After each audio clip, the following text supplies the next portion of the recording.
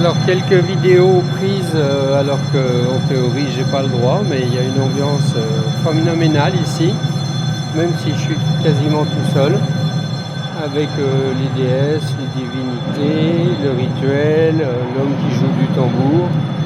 Ça doit être la fin du rituel, mais c'est vraiment très magnifique.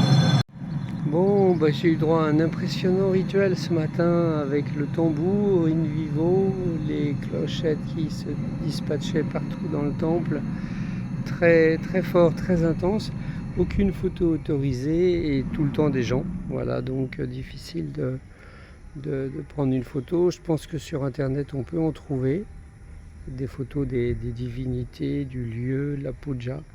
Mais c'était très fort, vraiment un moment intense. Et puis j'étais quasiment seul dans le temple, donc c'était aussi intéressant pour moi de ressentir toutes ces vibrations avec le son, les multiples statues. J'en ai reconnu plusieurs, mais c'était vraiment très chouette à vivre, à expérimenter.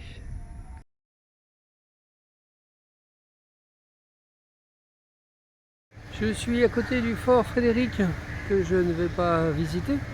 Et là déjà dès l'entrée pour aller vers le lieu sacré au bout de la presqu'île, déjà un beau banyan et beaucoup de gens dynamiques qui vont vers le lieu sacré. Et donc je les accompagne et nous accompagnons. Alors ils ont bien mangé mes pots de banane et maintenant ils me regardent, il y a l'impression qu'il y en a une qui est pleine. Ils vont attendre des petits.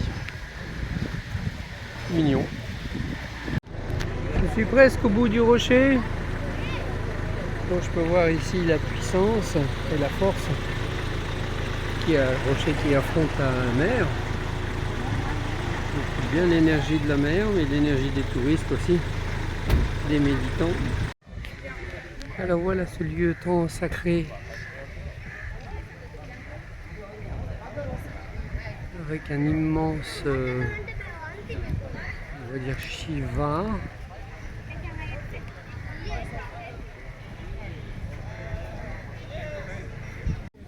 Alors le taureau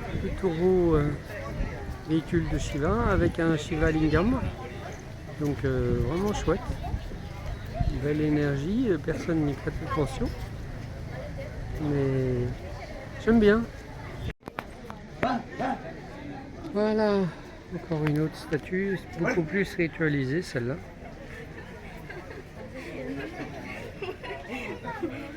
Il y a un rocher, il doit y avoir une visite particulière à faire.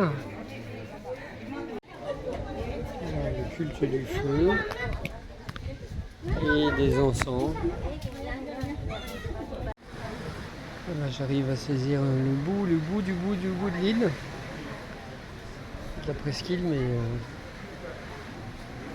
ah oui, cette force granitique est puissante. Je comprends pourquoi ils en ont fait un lieu saint. Alors ça, j'avais jamais vu le Shiva qui danse sur son lingam. Très intense. Toute cette belle énergie de la nature là, avec ces rochers.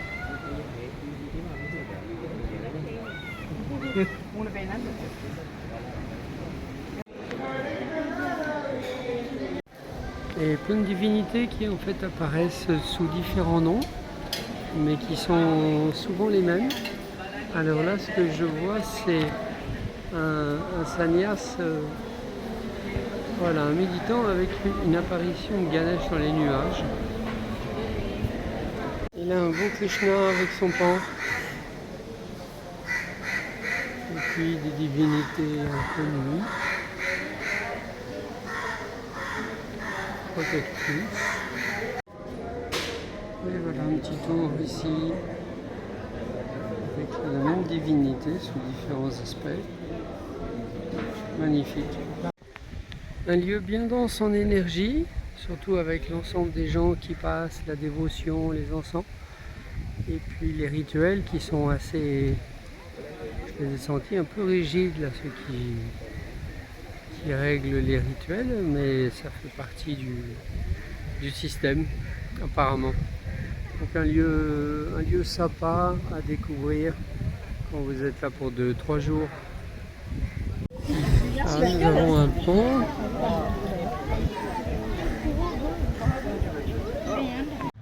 Alors je comprends pourquoi la montagne est aussi énergétique. En fait qu'elle est presque entièrement constituée de roches et de ce quartz blanc. Dont il se sert pour faire les murets. Mais je trouve qu'énergétiquement c'est intéressant. Bon là le muret a été refait il n'y a pas longtemps. Mais c'est bien toute la roche qui est comme ça. Donc c'est vraiment puissant. Donc c'est un lieu à découvrir, à sentir. Et voilà le parc avec les grands banians, les grands arbres qui sont dans un endroit militaire, qui sont bien présents. Les arbres de sagesse. Et là un portail de 1676, voilà, bien européen, qui marque l'entrée du fort. Est-ce qu'il y a aussi là un seuil énergétique? Sûrement, vu la densité du bâtiment. Est-ce que sur les spirituels, ça c'est autre chose. Ben voilà, le petit lieu spirituel, il est là, avec ses quelques rochers, la mer, Ganesh qui embrasse le Shivalingam avec la Yoni, et donc ici ce portail qui n'est pas énergétique. C'est plus le Ganesh qui est accueillant.